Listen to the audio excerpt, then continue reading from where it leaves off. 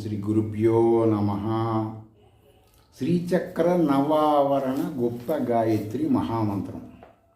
ఓం హ్రీం ఓం కయ్యేయీల ఐం హ్రీం ఐం శ్యామలాయ విద్మహే ఐం క్లీం సౌః అసక హల క్లీం హ్రీం క్లీం హల హస్తాయ ధీమహి ఐం ఈం ఔః సకల శ్రీం హ్రీం శ్రీం వారాహి ప్రచోదయాత్.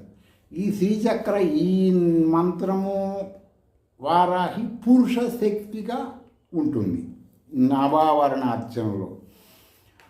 చాలామంది అదేంటంటే మరి ఇక్కడ హలహస్తాయ అన్నప్పుడు పురుష లింగం వచ్చింది అంటారని మీకు తెలియజేయడం జరుగుతుంది. చివరిలో వారాహి ప్రచోదయాత్ అంటే దాని అర్థం అదే అన్నమాట. వారాహి అనబడే దేవత పురుషాంశగా మారుతుంది. వాళ్ళకి లింగ భేదం ఉండదు. అవసరాన్ని బట్టి కామరూపులు అంటే చిన్నగా ఉండొచ్చు, పెద్దగా ఉండొచ్చు.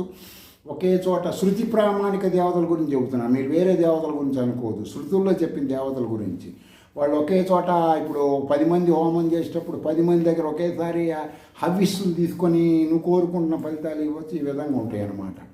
సరే, కొంతమంది అడుగుతున్నారు, ఏమంటే మేము రిటైర్డ్ అయ్యామండి, అది చేసాం శ్రీ విద్యలో మేము లోతులు వెళ్ళలేమండి, మాకు ఏదైనా ప్రశాంతంగా మేము మోక్షానికి వెళ్ళేది చెప్పండి అంటున్నారు. మీరు మోక్షం మాత్రమే అంటే ఉత్తమమైన మరణము, ఆ మరణాంతరం ఉత్తమ జన్మ, లేదంటే జన్మ లేకుండా ఉండడం, ఇలాంటి వాటి కోసం శృతుల్లో ఒక మంత్రం ఉంది. ఏం మంత్రం అంటే అదంటే ఐం వద వద వాగ్వాదిని ఐం క్లీం క్లిన్నే క్లేదిని మమ. మీ పేరు గోత్రం చెప్పుకోండి, అప్పుడు మీకు బాగా నమ్మకం వస్తుంది. మోక్షం కురు కురు ఓం క్లీం ఓం. మీకు నేను చెప్పాను సింహాసనేశ్వరి అనే బీజం క్లీం అని చెప్పాను అనమాట, అంటే లైకారణి అనమాట. ఇక్కడ అటు ఇటు ఉన్నటువంటి శబ్దాలను బట్టి మీకు ఈ మోక్షం అనేటువంటిది ఉపయోగపడుతుంది. చాలామంది ఏమంటే మేము ఈ పూర్వాంగం ఉత్తరాంగం గురుత్రయం ఇవన్నీ చేయలేమండి, ప్రశాంతంగా 24 గంటలు చేసుకునే కాబట్టి 24 గంటలు మనసులో ఇది చేసుకుంటూ ఉంటే మీరు ఇంకే మృత్యుంజయ మంత్రాలు చేయక్కర్లేదు, ఏ ధనవంతరి మంత్రాలు చేయక్కర్లేదు.